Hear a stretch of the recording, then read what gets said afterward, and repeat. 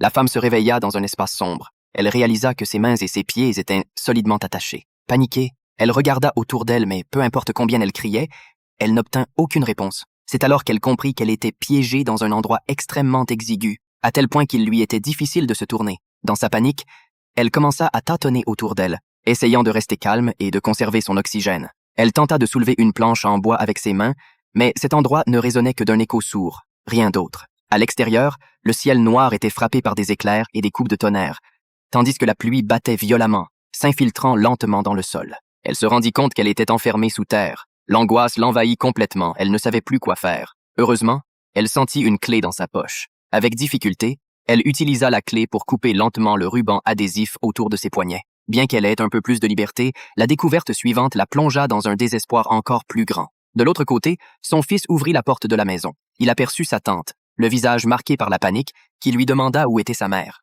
Elle ne parvenait pas à la joindre depuis toute la journée. C'est alors que le père du garçon rentra à la maison. En voyant son visage menaçant, la tante comprit immédiatement et tira précipitamment le garçon pour partir. Mais il était déjà trop tard. L'homme annonça que sa femme avait une aventure avec un collègue, et pour éviter d'être humilié, il avait pris des mesures pour se protéger. À ce moment-là, la tante menaça de prévenir la police.